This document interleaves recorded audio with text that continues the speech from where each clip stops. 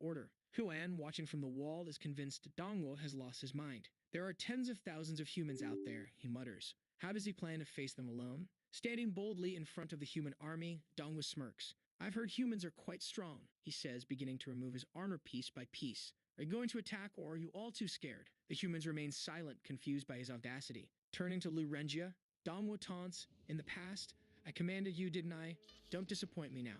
Renjia, visibly annoyed, scowls. Dongwu knows Renjia hates being embarrassed and continues his provocations. Turning his back to the army, he adds, oh, I have an itch. Anyone care to scratch it? This proves too much for Renjia, who snaps, shouting, how dare this bastard mock me? Kill him. He orders the entire army to attack. Arrows, bullets, and energy blasts rain down on Dongwu. He grins, thrilled that they've begun to remove his armor piece by piece. From the wall is convinced rounded out to a solid and sturdy 30. 10 out of Haywood. Thanks to unabated gang wars. One officer down, so I guess you're all screwed. Cause the NCPD will not let that go. Got another blackout in Santo Domingo. Net runners are at it again, poking holes in the power grid. While over in Westbrook, trauma teams scraping cyber psycho victims off the pavement. Dongwu has lost his mind. There are tens of thousands of humans out there, he mutters. How does he plan to face them alone? Standing boldly in front of the human army, Dongwu smirks. I've heard humans are quite strong, he says, beginning to remove his armor piece by piece. Are you going to attack, or are you all too scared? The humans remain silent, confused by his audacity. Turning to Lu Renjia, Dongwu taunts, in the past, I commanded you, didn't I? Don't disappoint me now. Renjia, visibly annoyed, scowls. Dongwu knows Renjia hates being embarrassed and continues his provocations. Turning his back to the army, he adds, oh, I have an itch.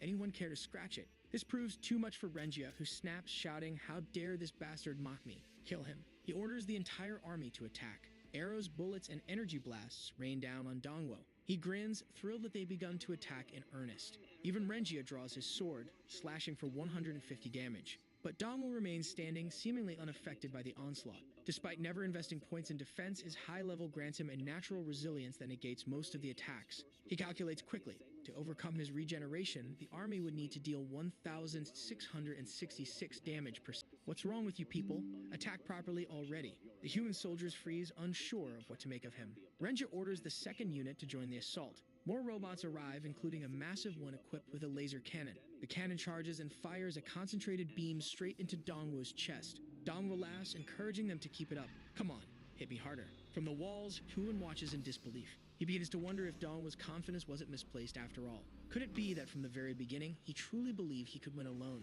Meanwhile, Dongwu is taking 50 hits per second and finally starts celebrating. Watching his health bar drop, he exclaims, it's been so long since I've seen this beautiful red color. But then his passive counterattack activates. One of the reflected attacks strikes his soldier directly in the chest, killing him instantly. The soldiers panic, trying to figure out what just happened. An injured officer, gasping for breath, warns, this demon isn't normal. Before he can finish his sentence, Dongwu's counterattack triggers again, killing another soldier. Renjia starts to piece things together. Something's wrong. This must be part of his plan, he mutters. He orders the entire army to cease their attack immediately. Renjia recalls a legend the general once told him of an SSS-ranked demon king, a being with immense resilience who was able to restore the demon race while he lived. According to history, this creature should have died long ago. Renjia stares at Dongwu, baffled. If that demon king is long dead, then who is this guy? Dongwu continues yelling at the soldiers, demanding why they stopped attacking when they have an army of over 10,000 men. However, the soldiers are only muttering among themselves, commenting that his health has already fully recovered. Renjia commands his troops, don't fall for his provocations, something is clearly off when attacking this guy. He then states that their mission was merely to draw out the strongest member of the demon army, and they already achieved that. Everyone, retreat, Renjia orders.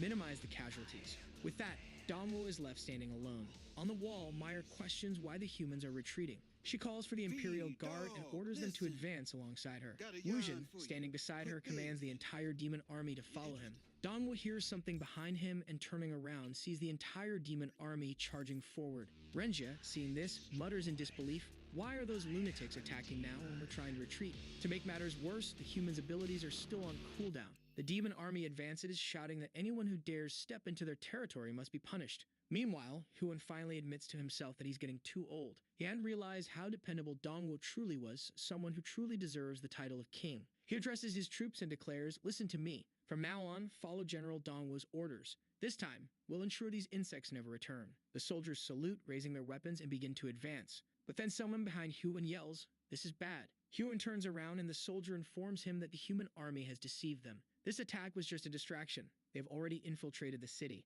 The soldiers stationed at the eastern gate have been completely wiped out, and within the city of Yun, a massacre is underway. The scene shifts to chaos. Humans are stomping on Dongwu's green-haired friend, while the chubby demon has already been beheaded. Shocked, Huan asks, "How is this possible?" The humans are carrying the chubby demon's severed head through the streets. One of the invaders marches toward the castle, declaring that demons are useless. Inside the city, only Wei Ming and Bingi remain standing. Bingi remarks, "This human is incredibly strong." Wei Ming urges her to flee, while he tries to buy some time. The blonde human merely smirks and states, "Your kingdom has already been completely destroyed. Now it's time to play." Suddenly, a fireball comes flying from behind and strikes the humans dead on. Calmly, the blonde man turns around as his comrades desperately try to use potions to recover. It's Huan who has arrived and declares, "You're all despicable." The blonde man grins. "Finally, a demon who looks decent," he says. Standing up, he stretches and remarks, "Time for some exercise." The demons quickly notice a purple aura surrounding him, realizing that compared to the other humans,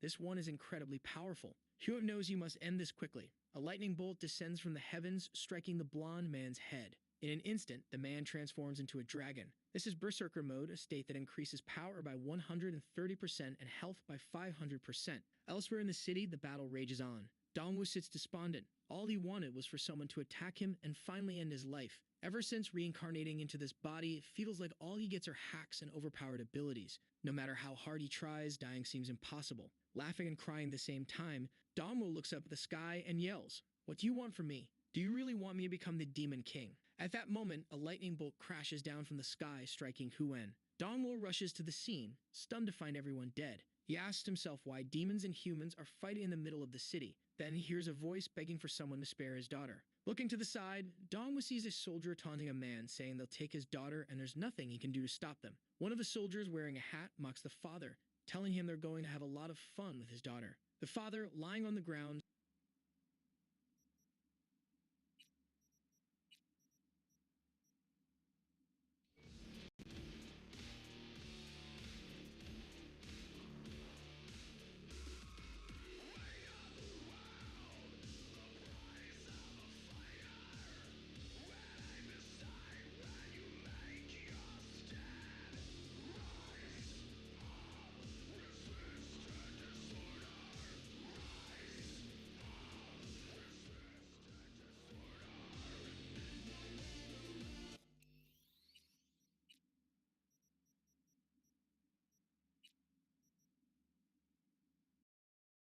screams for them to let her go. In response, one of the soldiers stabs the man's hand and sneers. In the end, the victor becomes king. But before he can finish, he's kicked in the face and dragged across the ground. Dongwu watches, realizing something is deeply wrong. The soldier in the hat notices him and mutters, "Why is there still a demon alive?" They drop the girl and charge toward Dongwu, shouting that they need to finish him off. As they approach, Dongwu reflects that war is a cruel place where the victors take everything. However, he's already forbidden humanity from engaging in this kind of behavior. He delivers a devastating punch to one of the soldiers, sending him crashing to the ground nearly dead. Dongwu pins him by the neck, and the man, gasping, wonders how he lost all his HP from a single punch. "What kind of nonsense is this naked demon?" he whispers. Dongwu demands, "What legion and squad do you belong to?" The soldier reveals that they are from the 21st Legion, 511th Squad. Dongwu freezes in shock. That was his old legion. The other soldiers start running, shouting that this demon is weird. Dongwu, still trying to understand what's happening, glances to the side and sees one soldier dead, while another is being finished off on the ground. Surveying the destruction around him, Dongwu mutters, "I've been here before." Explosions continue to rock the city, with bombs obliterating buildings left and right. The situation in Yun is starting to make sense to him. Suddenly, he hears someone say, "Mom was tortured to death." A father tries to calm his daughter, saying, "At least we still have each other." From above, lightning continues to strike, illuminating the chaos below. Dongwu stands in the rain, watching as the dragon descends. At that moment, his memories begin to return. 6 years ago, he had led an attack on a kingdom called Yun, and the last creature he defeated was this very demon dragon. The problem was that the victory had been so easy, he'd nearly forgotten all about it. Now Dongwu recalls the system and the words it had spoken about reincarnation. It wasn't just that he had been revived. He had been sent back 6 years into the past. This revelation leads him to question, who is leading this army? What happened? And where is his original body? In the skies, Jinmei, the beloved princess of the healthy humans, observes the unfolding chaos. She remarks that the hatred between the races is flaring up again, noting that Danwo was always the only one who stood apart. She reflects that war is only necessary when it's for protection, but humanity had been using it to spread unparalleled brutality throughout the world. Meanwhile, Danwo continues walking through the ruins of the city, trying to make sense of it all. As far as he remembers, the 511th Squad had strong convictions and discipline. When they defeated the demon dragon, they had even liberated the other demons. Elsewhere in the city, a man steps on Tam Xiao. She cries out for her mother, who tells her not to worry and urges her to run away. But then a blue flame ignites within Tam Xiao, and she seems to lose consciousness. Bao Lai, one of the captains of the 511th Squad, observes this with amusement, commenting on how much charm this demon woman possesses. Witnessing this, Dongwu declares that something truly unforgivable has just occurred. The scene shifts to a door. Inside, people are celebrating, saying that the lady of the house has given birth to a healthy boy. Huan opens the door and asks where his son is, while the demons outside remark that they've never seen him so happy. Huan picks up what appears to be the baby, cradling him gently. He promises to take care of the child so that he will grow up strong and protect the kingdom of Yun. Back in the present, a golden lightning bolt cuts through the skies, striking the dragon. Despite this, Huan defiantly declares that he will never allow scum like them to destroy the kingdom of Yun. The human warrior opposing him, however, seems unfazed. Calmly, he remarks, "For a dragon, you have quite the long health bar, but it's time to end this." He leaps toward Huan, delivering a direct attack to the dragon's head. Golden slashes carve through the air, and it becomes clear that Huan cannot withstand this assault. The human lands with a confident swagger, one hand still in his pocket. Huan reverts from his dragon form, realizing that this human had been toying with him from the start. With his current strength, no one here could stand a chance against him. The human warrior coldly remarks that he still isn't satisfied. Raising his sword, he prepares to finish Huan, but just as he strikes, someone blocks the attack. Confused, the human looks up as the demons glance behind them in shock. At first, Dalmo appears to have intervened, but no, it's Wujin, who has arrived to protect his father. Wujin declares that he is here to kill this intruder. Huan, however, scolds Wujin, telling him to stop being foolish and understand that he doesn't stand a chance against this opponent. But Wujin responds, asking, "Is that really all you think of me? Do I truly mean so little to you?" Wujin recalls a moment from his past when a demon asked him who he admired most. His answer was immediate: the general who led the armies into battle. That man was number one. He also remembers showing his father a report card, proudly stating that he had achieved the highest score in military aptitude. But Huan, seemingly uninterested, simply said, "I see," and dismissed it. Feeling disheartened, Wujin left the room. Later, as a young man, he returned to his father and announced that he had ranked first in the army's entrance exams. But again, Huan merely replied, "I went through the same thing when I was young," showing little enthusiasm. Once more, Wujin left feeling crushed.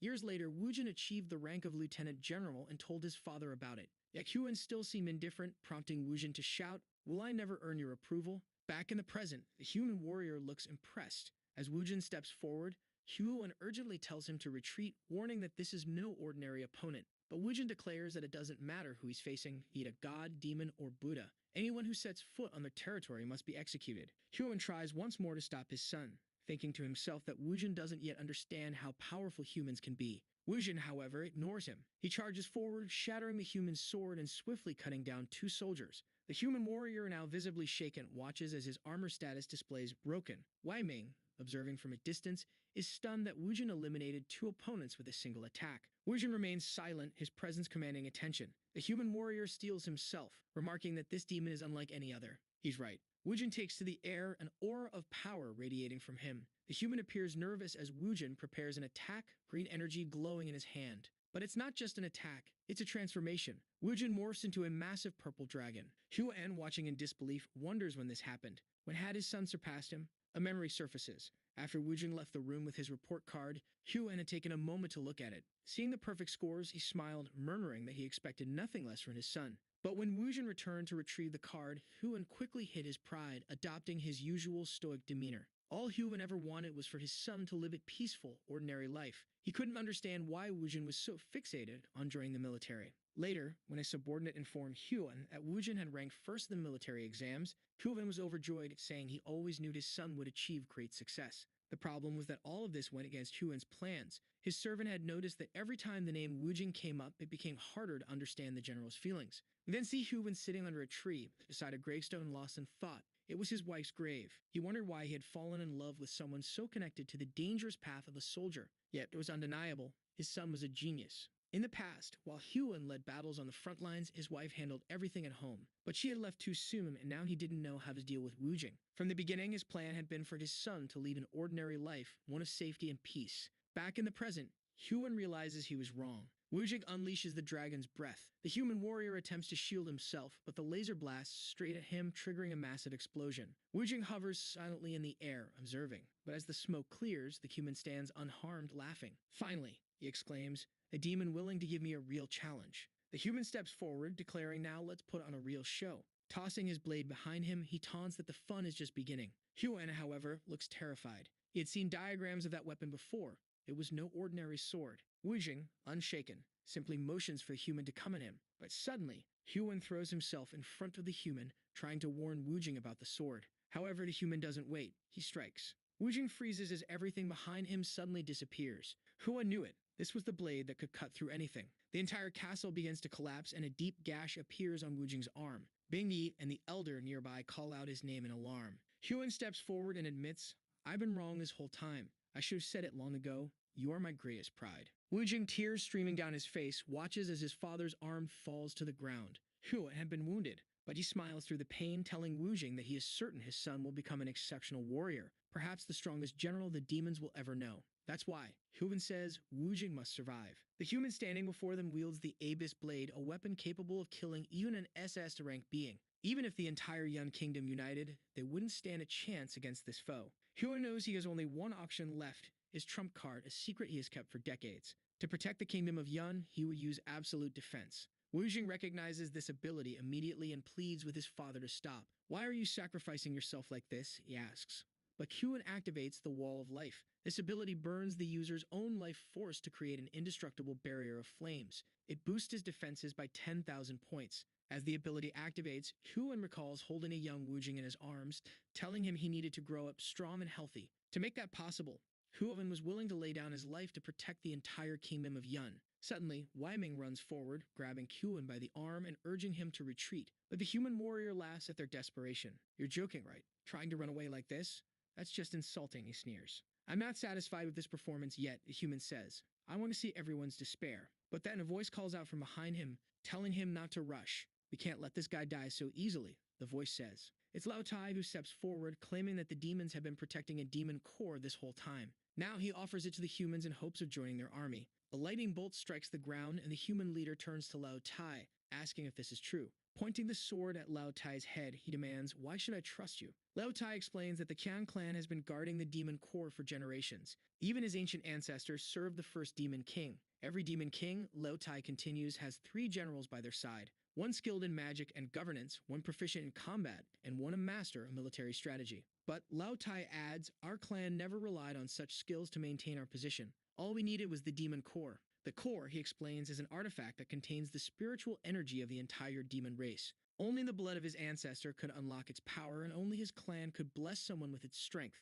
The human leader admits he has heard of the demon core and acknowledges its immense power. But he asks, why have you been giving this to me? Do you think I'm an idiot? Suddenly, Lao Tai's expression changes. He bows his head, apologizing. I'm too weak, he admits. All I want is to keep living. The cube-shaped core rolls across the ground as Lao Tai confesses that he has no potential. If he tried to use the core himself, he would die. Furthermore, the status of his family within the demon race has been declining, and that's why he seeks a new place among the humans. Bingyi steps forward, shouting at her uncle, have you gone insane? That man has slaughtered countless of our people. She points to the human leader, reminding Lao Tai that this very man beheaded his brother. The blonde human glances at the severed head nearby and nonchalantly kicks it toward Lao Tai. The head lands at his feet. Smirking, Lao Tai remarks, that fool deserved it. Who told him to provoke someone stronger than him? Understanding the difference in power is the foundation of nature. Humans or demons, it doesn't matter. Turning to the human leader, Lao Tai asks, you agree? The human laughs, amused by the betrayal. Interesting, he says. You really trusted me with something so important.